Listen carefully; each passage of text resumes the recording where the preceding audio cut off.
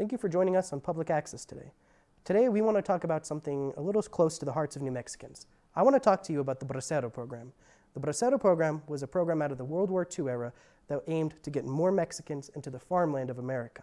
During the labor shortage of World War II, we needed a lot of farmers, we needed a lot of hands. And through that program, we brought in over 5 million Mexicans from the Mexican border through the US. This program continued well after the World War II, with its height being in the 1950s. After the aftermath of that program, there's been a lot of controversy. Some have called it one of the worst American crimes. Some have called it one of the most unspoken American crimes. But today, my guest has a very interesting to call it. This is the Braceros Americas Greatest Con. You might recognize my guest today, Julian Bonfigalo. You have been a pretty prominent figure in New Mexico film for a minute. You might recognize him from shows such as Better Call Saul and Dark Winds. And while I've known you from all of those projects, I actually had the pleasure in meeting you on my very first film ever in the industry. Very first time I came in, that was on a pretty acclaimed short film here in town called Breathe by Rochelle Fetters.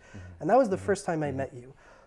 And since then, it's been really, I don't think that, you might be the person who's known me the longest since I've started trying out films, since I got out of high school. Oh, wow. And it's really cool now to have seen you as an actor continue to do cool things and to grow in what you can do. But now you're kind of taking this approach for creating. Now you're wanting to be a creator, and I think you have some pretty personal stories that you want to tell. And I was pretty moved by the stories you told me that you were trying to tell. You have a grandfather that was part of the Bracero program, who not as one of the Braceros, but one of the Americans who was helping organize that program in Mexico. Yeah. And you found his story to be quite profound. You found the story of the Braceros to be quite profound. And in that, you have decided to start making a documentary covering all of the issues regarding the legacy of that program, what the families have endured since that time, and then, of course, how your grandfather kind of played a role in his small way in Mexico and kind of helping connect almost this American history to your family and helping make a full picture. And I think that's pretty beautiful. But for those of who might not be aware of why the Bracero program might be so important to talk about, why do you want to talk about the Bracero program now in 2024? Mostly because it's widely unspoken about. You know, most people that you'll ask about the Bracero program don't even know what you're talking about. You'll ask them, are you familiar with the Bracero program? And most people will look at you blankly and not have any idea what you're talking about. And that was kind of my experience when my mom sat me down one day, and you know, I'd come home after a long tour in the United States and came back home, and she sat me down and she said, I think we need to talk. I think we need to have a conversation about your grandfather. And she just asked me flat out, she's like, do you know anything about the Bracero program? Went right over my head and had no idea. And then she continued to elaborate this long dialogue about her experience, my grandfather's experience, and really the impact that the Bracero program had on the entirety of American culture past 1950s on.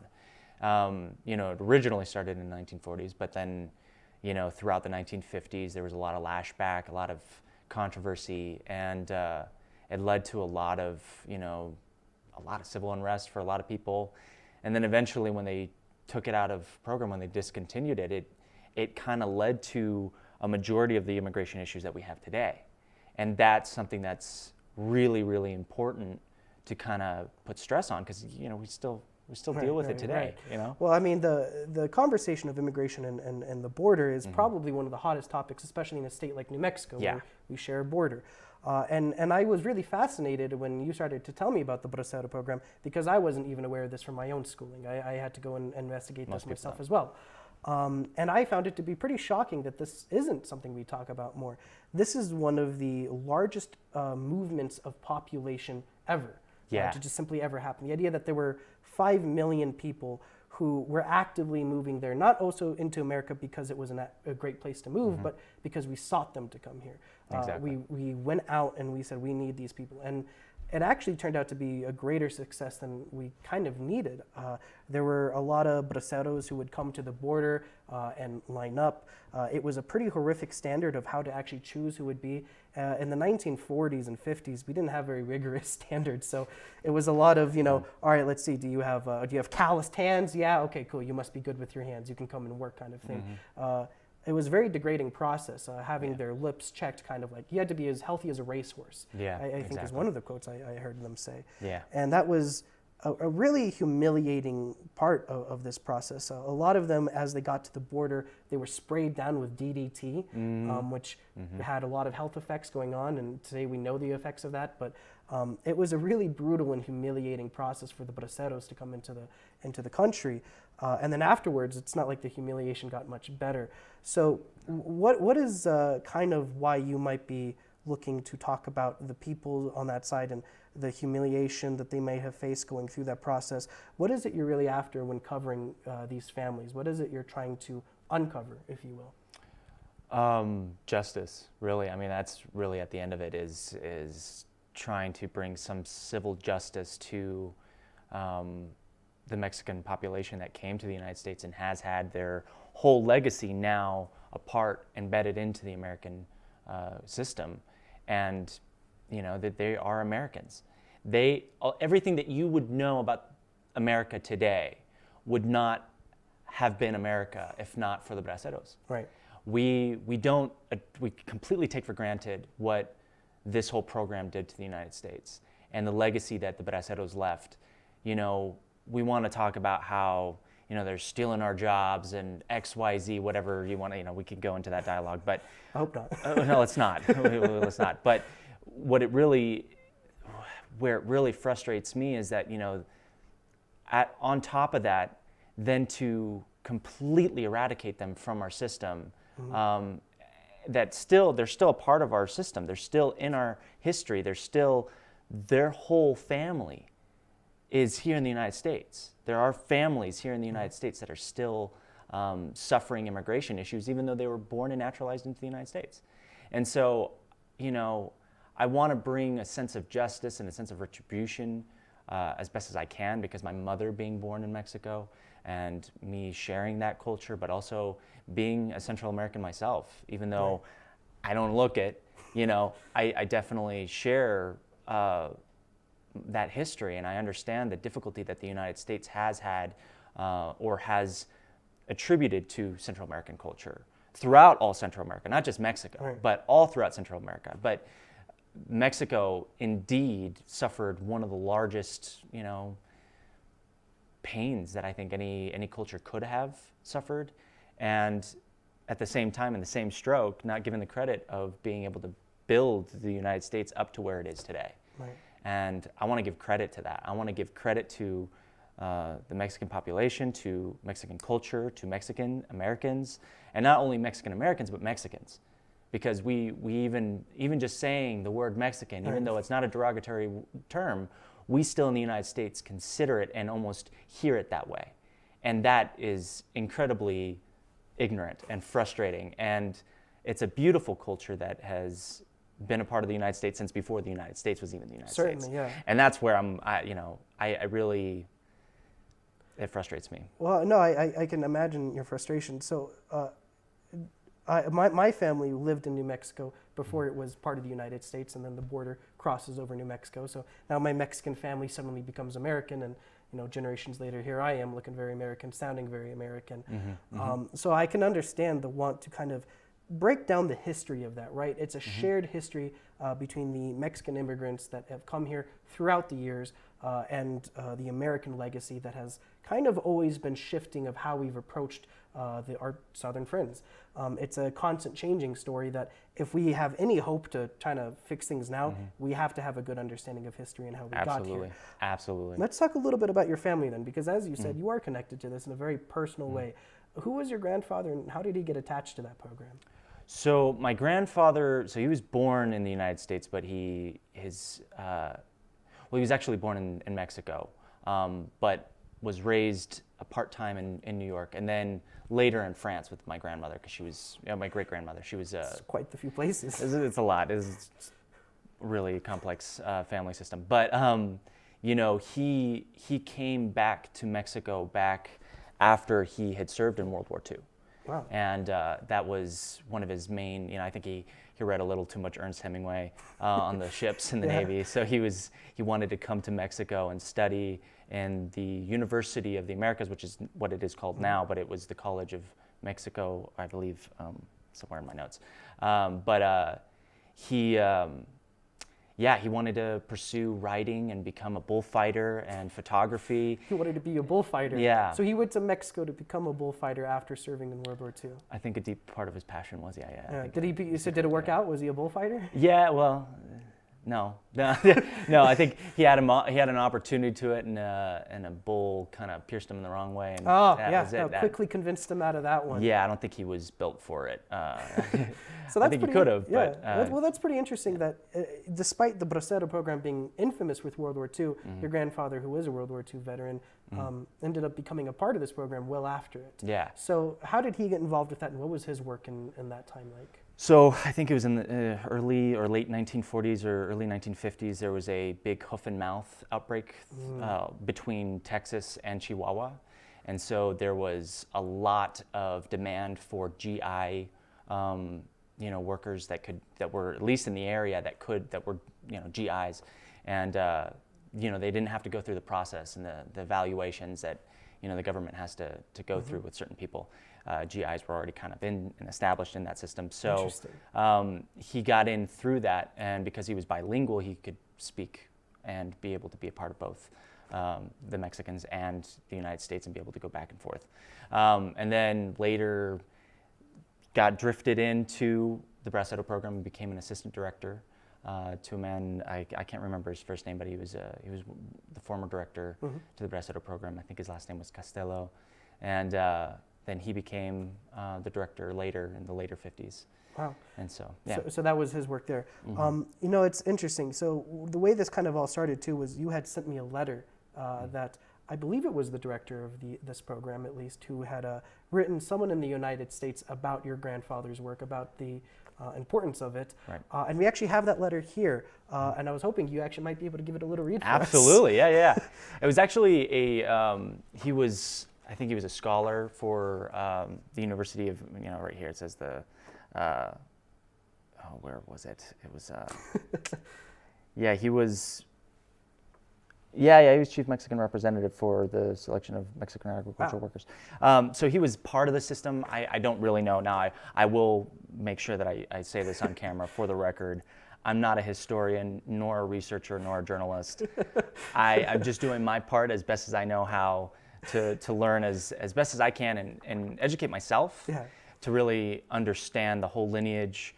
And then, because of my history in film and my background in film, I really want to find a way to curate it and do that. So with that being said, that this is a letter that was written about my grandfather by Cesar A. Lazos.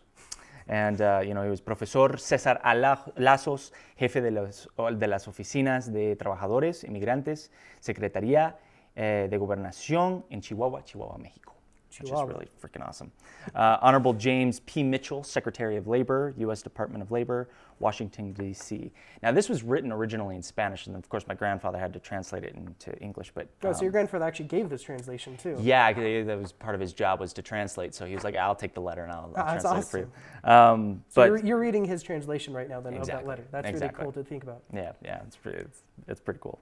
So, Honorable Sir, in my experience as Chief Mexican Representative for the selection of Mexican agricultural workers in the following centers of Mexico, Monterrey, Empalme, and Chihuahua, I have arrived at the conviction that the Bracero program is of an economic character for Mexico. But more than economic, it is essentially humanistic. For this reason, in order to handle more than 400,000 Mexican agricultural workers who yearly cross the border in order to work in the United States, it is necessary to have men who know how to treat the Mexican, how to understand and guide them in their ignorance. I think that would, probably for the time. I imagine people spoke a little more cursedly. Yeah, I think that didn't date too well, because they are going to work in a country with a different language and customs. I had the privilege to study in various universities in the United States, and I have been a professor at the National University of Mexico. That's it. This gives me 25 years of experience in knowing Americans. During this time, I have found very few North Americans who can and know how to understand the Mexican, especially the humble bracero, who year after year go to the United States. In the 3 centers of Mexico that has established in Monterrey, Empalme, and Chihuahua, the American government has good men with knowledge of the Bracero program. But among them all, I have been fortunate enough to observe closely for more than 7 consecutive months of the work of Julian Bonfigalo, who is assistant manager of the Chihuahua Migratory Station and has worked there since 1952.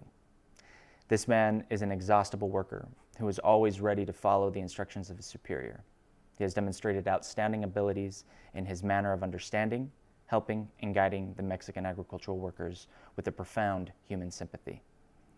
For these reasons, I urgently ask that Mr. Bonfigalo will not be transferred from the Chihuahua Center. I ask that the American government to recognize him for his work, which has truly been exemplary for both Mexicans and Americans in Chihuahua. Sincerely yours, Cesar Alazos. Thank you for reading that. That's pretty awesome for us to get to hear that. How does it feel being able to read a letter that someone had wrote about your grandfather like that, commending his work for the program? It was a surreal experience. You reading a letter of your grandfather, something that you didn't really know anything about, especially when you heard it from your mother firsthand. Right. And you heard all this story about his life and how he became who he became, and the sacrifice. Really, it was the sacrifice that he physically endured to be a part of this program. And maybe you can tell us about that, because he didn't leave the Bracero program in a very traditional way. How did he end up leaving that job?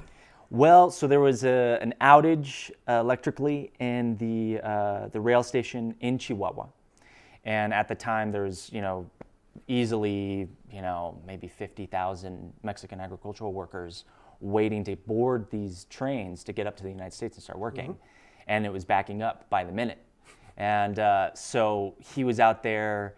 That was part of his job as assistant director, was to be out there to make lunches, to make sure that everybody was getting on time, and making sure that everybody was comfortable as best as they could be. And there was so many different responsibilities that I still don't even really understand that he might have done. But one of the things that he did, as a Bonfigalo does, as part of my family lineage, is that we take matters into our own hands, literally. And when the outage happened, he went to go fix the electrical system. He went to the transformer to fix it and lit himself on fire. Wow. And lost his right arm pretty severely. It was burned up to a third of his arm, and lost his arm due to the electrical burn. And so they had to cut off his arm. They had to patch it up, and then brought him back within a few weeks. No, actually it was a week after he was back on the job. And due to that, the American government was basically trying to get him back into the United States, back to Maryland, Indianapolis. And sure enough, That's a lot to kind of take in, the fact that he started there, how he got to that part of the position, what his time there was like, and then the fact that he lost his arm on the way out. That's pretty terrible. Yeah. But that wasn't it for him, because he ended up coming then to Panama not too long after, where you were born. No, that didn't happen, No, actually he stayed up in the United States and actually in Mexico. He stayed in Mexico. He liked Mexico. No, he couldn't stay in Mexico. They had to bring him back up to Indianapolis. He lived in Indianapolis for a while, Maryland, and the family. He had 5 children at that point, so gotcha. Big family.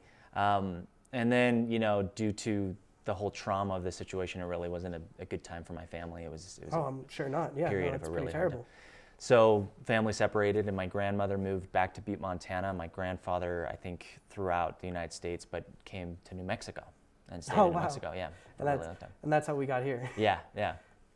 So that's a pretty incredible story of a man who's your ancestor, who gave a lot of his own physical health and time to that program, and now you're kind of drawn towards this program again, because you want to understand the entirety of what his work did and the horrors that came out of that in the aftermath of the Bracero program.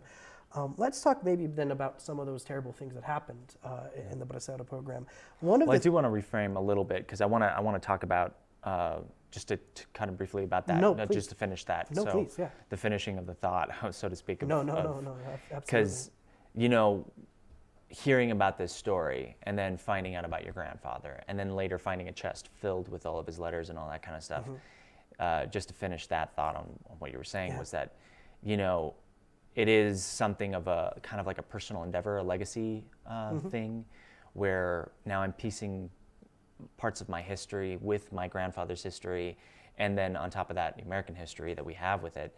It's not only helping me rediscover parts of my family that I never really knew because of growing up in Panama and being so far removed from my family. It's in a way helping me reconnect with my grandfather that I never really did. So this documentary is really a personal journey for you. Yeah, in a way, it's kind of reconnecting me with my grandfather, a person that I really, at this point now, really wish I could have had more conversations about this with. Right. Yeah, I would have. sure. I mean, had I known any of this, I would have asked him questions for hours about it, and never really got a chance. And so, in a weird cosmic way, I'm getting to know my grandfather retroactively through this process, which is really cool. So just to add that. Well, that's a very powerful thing to add, and well, like you said, it's different to have a part of American history that you want to understand more because it does disgust you a little bit with what you find there, but also then to understand that you have family connected to it. So as you discover the truth about the program, as you discover the truth about the families of what they've been through after, in a way you do continue to kind of help build upon that legacy that your grandfather left. And that's important too, I imagine. This isn't just about, kind of understanding history. It's also about making sure the legacy that your family has left is a worthwhile legacy. And I think that's pretty powerful for a documentary to have that goal in it. Let's then talk about kind of the things that the documentary is going to be focusing on as we go forward in making that. One of the things that has stuck with me as the crime of the Bracero program that really impacted Mexicans in a way that is still felt today was the way that they were compensated. There is a little contract that was supposed to be universal for the Bracero program that they would receive in English and Spanish. They would sign that, and that would guarantee their wages, their board, their food, and such like that. That was absolutely worthless to the Mexicans, it turned out. Most never made that kind of money. Many made cents, dimes, if anything, a few bucks. Plenty did not get paid.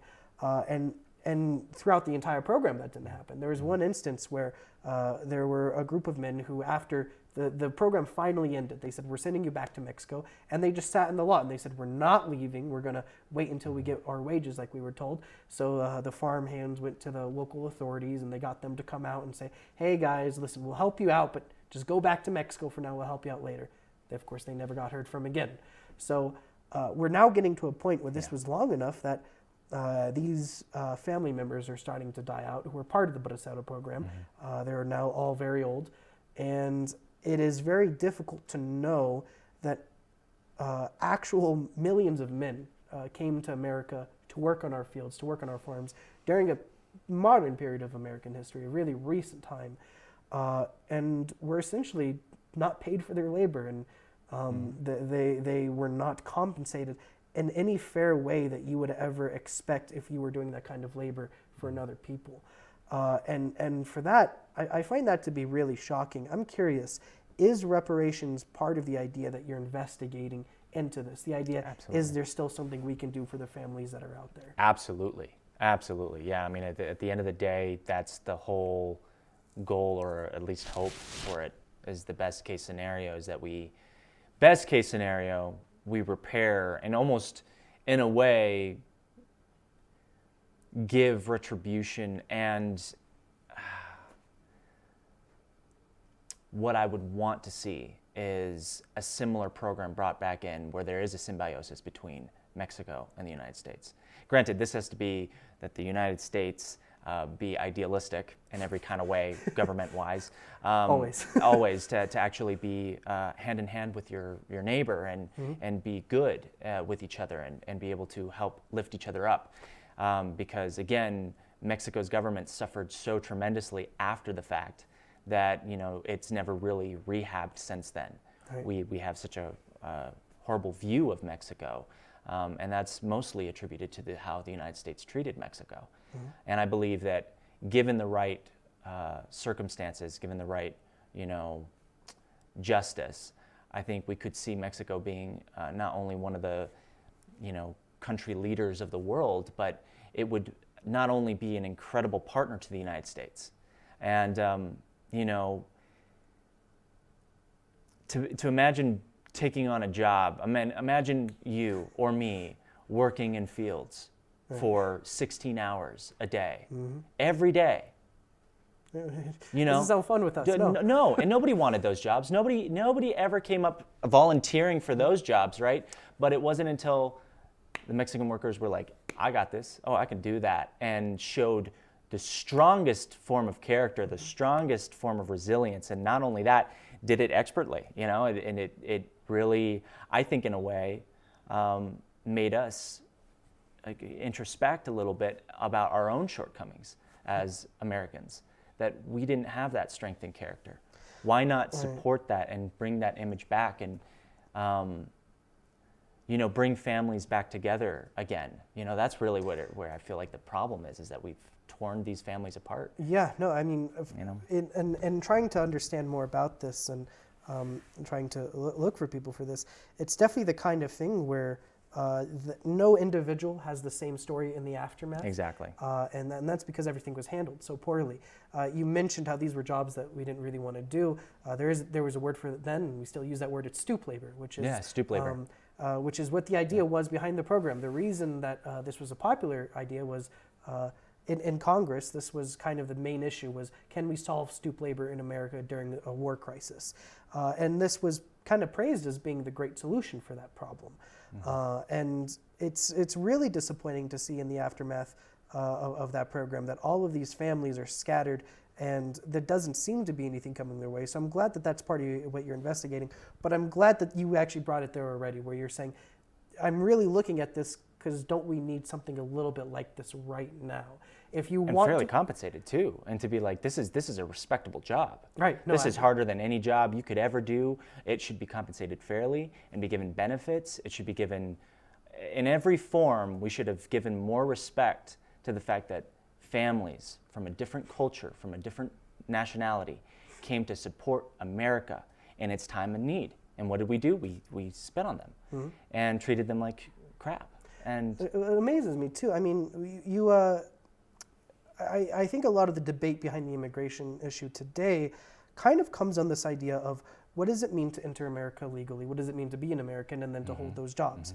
And it's a very controversial but widely known that illegal labor is still all over the South, still all over the Southwest. Anywhere that you need things farmed and worked on, there will be people who to come fill those jobs regardless of their legal status.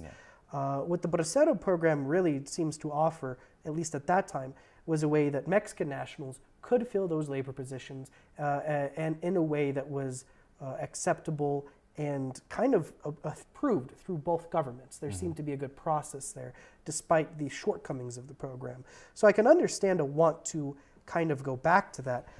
Well, I don't want to go back to it. No, go back to it. I want to make sure that we're being very clear about that, because this is not about going back. It's about moving forward. But really, but most importantly is that, one, award merit and credit where it's due, and then bring these families a sense of payback for the suffering that they went through, and especially families now that still deal with immigration issues.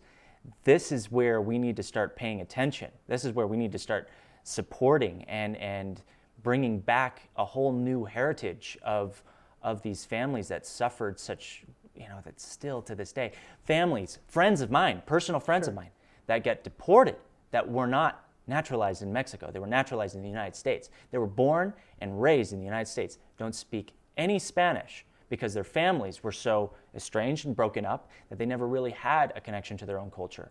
And then to be deported back to Mexico because they were Mexican. And even though they were Mexican American and were born in the Americas. They were born in America. They were born in the United States. That is something that I feel is one of the biggest crimes, is to treat people that, that were embedded, that helped bring the United States up to its glory that it is today, Right. if you can even call it that, at this point. It's an ungratefulness. It's an ungratefulness. It is absolutely a spit in the face. And I get impassioned by this because it's something that I have many friends that suffer from this still to this day, that Right. are born here and they're still suffering immigration issues, that they are under constant scrutiny for their immigration status, despite the fact that they are American. They are in the United States, and their family's been in the United States generationally. Their fathers, their mothers, and their grandparents were naturalized in the United States. We're talking about generations, and still to this day, it's frustrating. And I want to bring a sense of a justice to that, but also, bring credit where credit is due. We take for granted what the Braceros did to the United States, and that's really that's the big focus that I want to try to envision. I want to create almost what do you call it?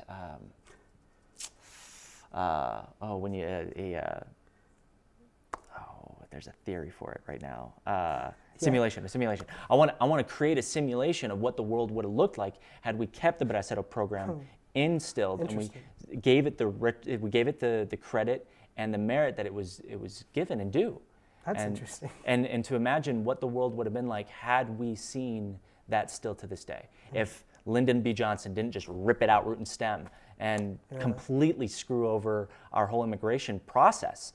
Because now here we still have traffic issues with that process. That now we have the cartel embedded into it. It's all really, really messy. It is very messy. It's incredibly immigration messy. system, isn't it? Yeah. And it's interesting. One of the things we talked about first before this interview about this was the actual physical routes used to get from Mexico to America. Mm-hmm. That a lot of those roads have not changed. That a lot of the routes that coyotes currently use to smuggle humans, Exactly. These aren't new routes. In fact, No. these were the routes that the Braceros were using to come to America. Precisely. So in a weird way, the program hasn't ended, or the people haven't stopped being treated the same way. They haven't stopped immigrating the same way. They haven't stopped doing the same work. But what has changed is the way that we actually policy this, the way we look at these people, and the way we approach Mexicans as our neighbors and as fellow Americans at the end of the day when they come here to work.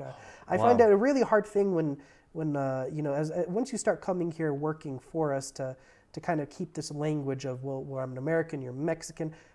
For a nation of immigrants, I think it's really important that if you are contributing to our society, that we do look out for you as our neighbor. And I definitely don't feel that we have looked out for the neighbors in this regard, especially for the ancestors. It's not even neighbors, brothers. In my case, certainly, we're the yes. Americas. Yeah. It's the Americas. United States is not the only America. We have Central America, we have South America, we have Mexico, we have Guatemala, Honduras, Nicaragua, Salvador, Belize, Panama, Colombia, Venezuela, Ecuador, all these countries that have suffered similarly to Mexico in the same way that the United States has used, grackles or these economic hitmen to leverage and to even blackmail these nations. It's criminal. It's absolutely criminal, and the United States needs to, it's CIA needs to start taking accountability for this. And we need to start paying attention to how it's still in effect today, how we're still dealing with it. And of course, the whole smoke and mirror to try to get us to distract and not see the immigration issue that it's still today. We could be banding in brothers here. United States, Mexico, and Central America, South America. We could become a whole united nation. Right. Well, certainly the idea of the Americas having a much more coherent idea with each other probably would have been more realistic before the 1950s, certainly. I think it's interesting you do bring up some of those issues in the sense of today we're not just dealing with Mexican immigrants. In fact, surprisingly, it's surprisingly little of the immigration that's happening. It is a lot of South America that is coming through here. Yeah. And that is because a lot of these nations were destabilized or have continued to be destabilized, whether it's from the United States or any other manner of factors. It's not hard to, it's not easy to run a nation, and when things get out of hand, I don't blame people for wanting to go find somewhere else to go. And it is disappointing to know then that really throughout all this chaos, at the center of it is a program that we use to function that might, if we learned from it, be able to help us again. So I'm curious, what are the things we can learn from the Bracero program that as we look at South America today, as we look about that immigration today, what can we learn and try to apply that we may have forgotten because of this program? Oh man, that's a big question. Yeah, I'm sorry. That's massive. That's a big one. We'll come back next week with that. Yeah, next week. We'll talk about this next week. I think one of the things that we can learn is humanity. Really, that's a good one. Yeah, that's a really big one. The fact that humans are humans, and we are all human. We all, under whatever color skin you want to claim, we all bleed red, and we all have bone, and we all suffer. We all have pain. We are all human. And the moment we start to consider that, once we start imagining that and trying to bring that back into our consciousness a little bit and stop seeing ourselves as separate, that we are all on this big floating rock in the middle of space, and together could help lift each other up rather than one big country that can leverage all these other countries to make itself better, but then keep them in the squalor. Like that should be criminalized. We should be taking that to the UN and start really penalizing these actions. So that's one thing we can learn, is that we all have different values. We all have different assets. We all have different strengths and weaknesses. And together, we can grow with those strengths and weaknesses and support each other. We could do that. And I feel like the Bracero program was a perfect example of that the United States had a shortage. And in that, men were dying. Men and women were dying from war. And these men and women, mostly men, came to the United States to support not only the agricultural side of things, but railroads, and to also support the United States, to really still be in functionality, still to be alive and or keep itself alive from crazy shit. Things like, but ultimately, I think we can learn that there are other ways that we can shift immigration policy. We can learn that there are better ways to bring people into the country. And this is where I don't know immigration policy. I'm not an expert at this, and I really don't want to speak to that so much because I'm not a politician. I don't know what are the answers. I wish I did. I could spend my whole life learning one subject. I want to learn them all. But the thing is that we need to bring experts together and devise a system that can help support each other, and it be a symbiosis rather than it be, I think, what can I get out of it? It's a lot of yelling back and forth, for sure. It doesn't seem like we are approaching immigration in a way that is comprehensive of its history or its future or the needs of the individuals coming, and then the needs of the individuals who are hiring illegal work either. That's always the thing that's always been very interesting to me about this discussion, is the idea that if you're an employer and you have a job and you want to give that job to someone, it's very strange to me to continue to try to create an arrangement in which we're not connecting those people to the employers that want them. Exactly. It's strange that we have this kind of idea that we need to make it as hard as possible for the best workers to get to the jobs where Americans want these jobs being given to them. That's Americans here would like to hire these people. And it's very strange to me we make that as difficult as possible, it seems, to get there. Well, it's no help with algorithms like, with AI and certain program algorithms that, take resumes and a computer reads it, and if you don't have a specific qualification, those kinds of things, we've dehumanized ourselves. We've become so, technologically. You want an Indeed for farmers, is what you're saying. Well, no, even better than that, because Indeed that's the problem, is that, people can't get jobs anymore because of certain qualifications, and, I've suffered that. I know a lot of friends of mine are suffering that same thing, I'm not qualified to do much. I know what you're talking about. Exactly. Yeah. And so unless you have this very specific, needle eye of a hit when it comes down to your educational background, but even then, that's what I'm saying, is that, we've removed ourselves from being humans again, so far from being human that we don't look at each other and go like, hey, I can't do this. Right. Can I rely on you? Can you help me? I need help. Because in that, for some reason, we have misconstrued that as weakness. We don't even attribute that to strength to be able to have the emotional accountability and capability to reach out to another person and say, I can't do this alone. Can I help? Can you help me? Can you please be my brother in this? And I think in that, I think we could see more healing in that, just in that. If we as a nation could just do that on a basis, one-to-one basis. I wish there were a lot of Americans and non-Americans who could look each other in the eye and have that kind of really human relationship that you're describing, because I think that's what's absent of the politics. The best way I have found to overcome any cultural barrier that way is by looking people in the eye and trying to understand where you have connections, where you don't. And that's where I think you're a really interesting individual to be making this documentary, because you have that connection to South America. You grew up in Panama, and that's not something most people can say. And can you maybe tell me a little bit about that experience and why the South American heritage means so much to you of getting everyone to look at South America as their brothers in that regard? And Central America too. It's mostly. I mean, it's a complicated thing because Panama is like right on the verge of South America, so a lot of people assume it. Well, Americans keep this idea of south of the border is very different, below Mexico, and you want to help us kind of get out of that mindset. How did growing up get you into that place? What was it like growing up that really helped form that vision for you? So I, grew up white American in Panama, and that had its own challenges. But really what it was is that, the history of the United States with Panama specifically was due to the way that the United States handled the canal. Yeah. And so the history goes roughly, Panama was a part of Colombia. So I'm just going to do a brief history lesson, even though I'm not a history teacher and whatever say. But no, please. But Mexico. So Colombia was basically Panama was Colombia's arm for a while, and but it was vastly different. Cultures were very different. People were very different, and it was separated by some serious jungle.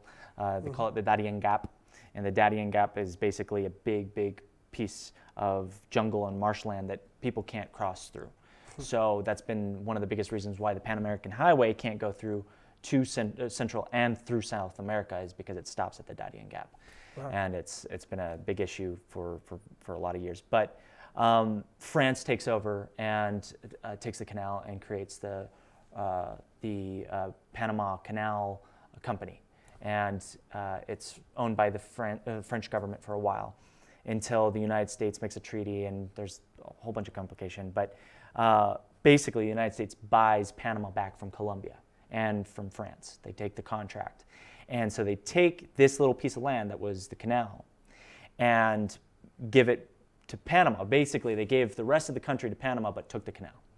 And it was through the wishes, because Panamanian people were like, hey, we want our own country. Yeah.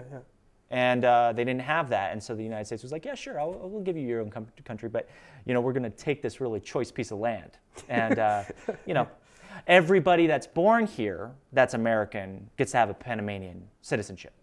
And they were like, well, does it go back both ways? And of course, no. No, of course not. No. Of course not. I wouldn't do that. Yeah, of course not. So the United States spends, a lot of time, a long time, building this canal. A lot of slaves died, and a lot of Panamanians died.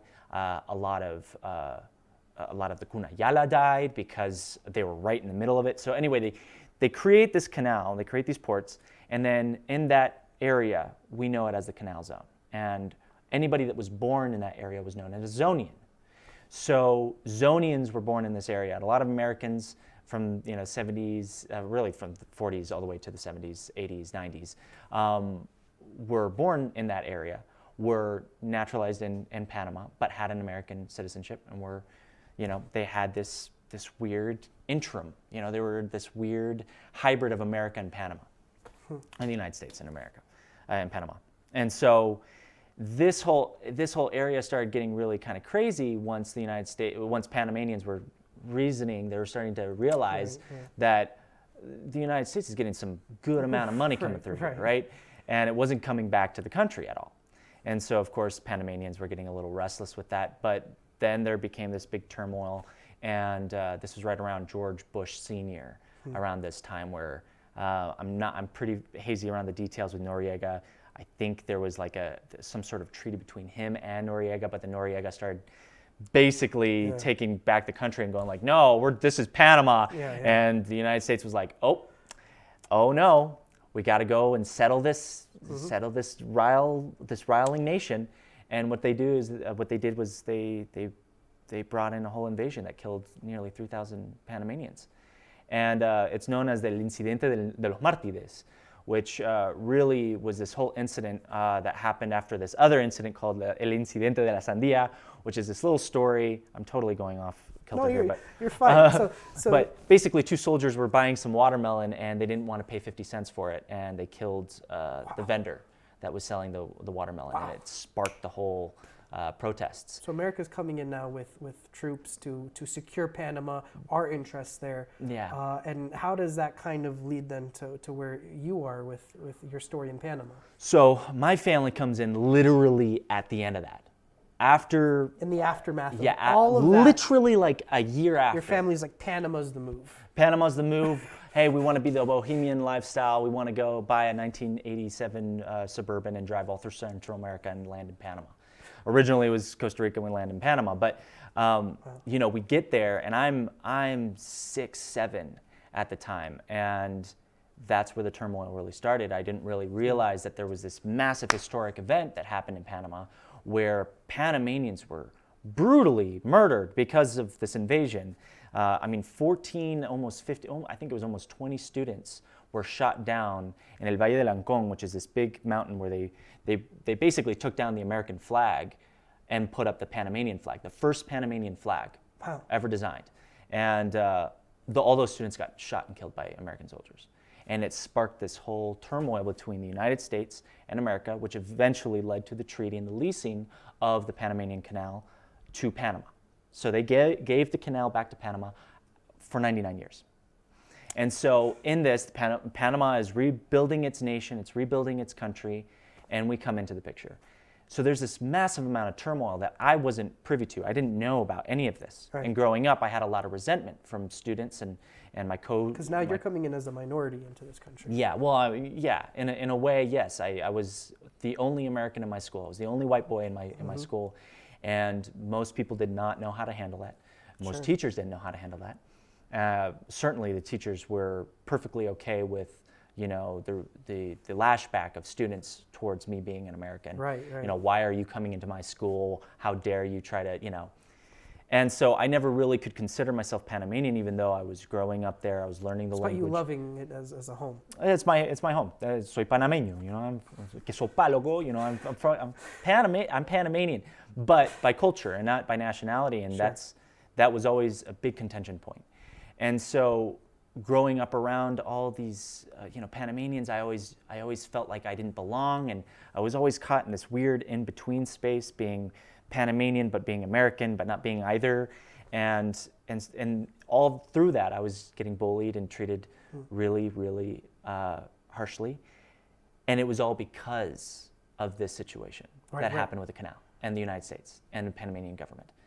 And we don't take into consideration the effect that the United States has with other countries and the aftermath that happens. And I kind of was basically a whole birthing of myself came from that whole aftermath.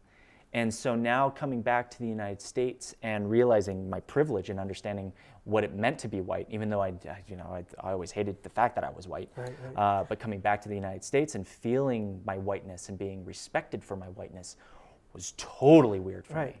And I didn't understand that. And then seeing African American communities and Mexican American communities and Chinese American communities and Japanese American communities and Korean American. You could feel the difference of the way you were treated coming back into America. You could physically feel the difference as someone who just looked different because you had been treated differently very much somewhere else. So coming back, it was actually a weirdly shocking experience to be treated nice as a white guy. Yeah, and respectably, it's not like out of malice. It was out of,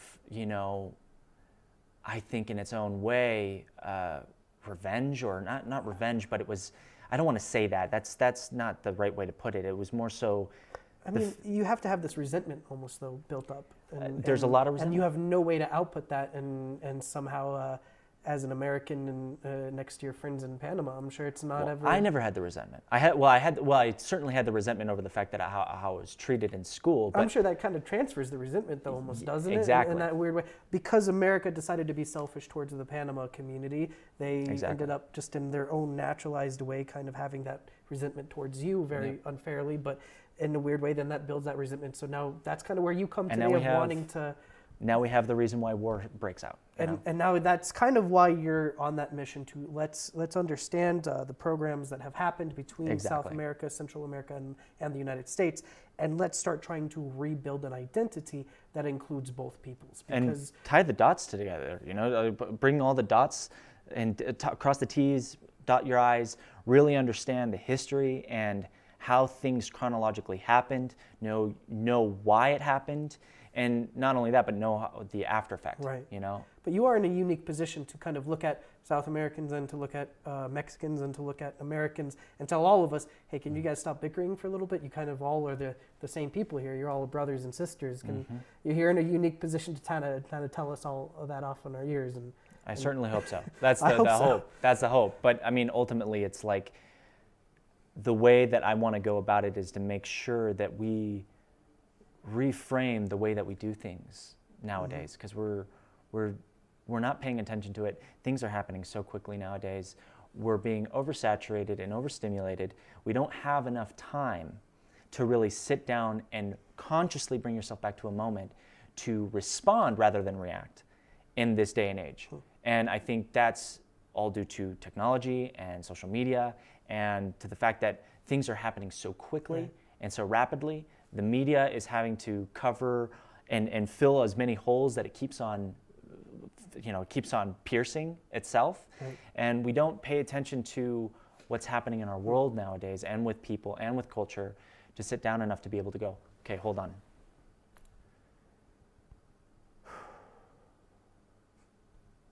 Let's talk about it. Let's try to figure out how we can make this better, because obviously it's not working. So let's try to do that. Right. I don't want to do this anymore. I don't want to hurt you anymore. I don't want you to hurt me anymore. And together, let's try to understand where we can mutually benefit here, instead of where we're at now. And I think that is if I can bring a little bit of that through this documentary, if I can somehow bring that fabric of pause and humanity back, so that we can have some introspection, and not only that, have some empathy. And I mean real empathy, not just saying, oh, I feel empathy for you. I mean really, like, I feel your pain. And not only do I feel your pain, I experience it, and I don't want that to be your story. I don't want it to be my story. And with that, we need to rekindle. And that's what I hope with this documentary. And what are some of the things then the questions you have now going into this documentary that you have that you'd like to answer? What was it like? What was it like? Yeah, certainly. That's a big question. And what would you have wanted different if you could have had it different? If the story could have been different, how would you have rather had your families been treated? And how could you have been more aware of how the effects of this program would have been had you known, had you had the foresight? What could we have done different? What could you have asked different for the United States to treat us different? I mean, just in the fact in itself, like the way that the United States named its operations, the CIA named the operation Wetback. Yeah, that's the name of in government filings. That is still the name of it. Yeah. And we don't think about that, and we still to this day, when we hear Wetback, we obviously go, "Oh, that's a derogatory term," and it's like, yeah, it is, and it's a actual official title for an operation on how we dealt with immigration in the United States, and that consciousness needs to change. So how do we attack that? Or not attack that? Let's reframe the wording here. Let's not call it attacking. How do we approach it? How do we respond to that? Now that we know that this has happened, how do we change? Where can we grow and heal rather than still bicker off of our resentments? Because obviously that could go on forever, and here we have Palestine and Israel dealing with the same thing. again and again and again and again and again. How do we, and that's the big question that, you know, we're all struggling to find an answer for, is how do we stop a movement that's been going on for generations and generations and generations and find a moment of peace when two peoples are really struggling to find that bridge. And you do see that between us and Mexicans and South America, and we are really two peoples who can't see eye to eye, and over generations that tension will continue to build unless we actively try to de-escalate that situation. And the way it's being handled today is still, it's exacerbating it even worse. Now, what with social media and the resurgence of all this resentment, we're having more of that happen and more cultural divide, and we're ripping each other apart rather than going like, okay, stop. I want to know what I can be. How can I be? How can I be for you, and how can we be for each other? And I mean, that's a really big, that's a big endeavor. I don't know how. I don't know how to answer that. I'd like to find a way through this process and asking the right questions, and maybe through following a line somehow, maybe we can find an answer for that. But at least for this specific story for the Braceros, how can we do that? And yeah. Well, I'm excited to see what this documentary becomes, and I'm excited to see where you take it. Thanks for coming here to talk to me about that today, and taking the time to tell me your family's personal story, your own personal story, and how all of that kind of has put you in the position to want to pursue this really intense topic that's very controversial, but I think not talked about enough. And the very fact that you were able to help educate me on that, hopefully you were able to educate some of our other viewers on that too. And likewise. And I think that's valuable, so hopefully we can keep that education going. Now, to wrap things up here, I do have a last little sentiment for you guys. Now, this series usually has a single question that I try to bring my guest and have the discussion focus around a single question that I think is important. Today, my question, though, isn't for Julian. I think I've asked him enough questions today. My question is actually for you guys, because I want to know, where are the Braceros today? You see, Julian is looking for people to interview and trying to understand the families, while we're reaching out to plenty of families that we can find and trying to understand where these people have ended up over all the decades. We hope that maybe we can find some folks through you guys. If you, your family, your mom, your brother, your sisters, your father, grandfathers, anyone you know was part of that program, connected to it, we want you to reach out to us, and we want you to be able to help us. So if you could please reach out to Braceros Americas Greatest Con at gmail.com.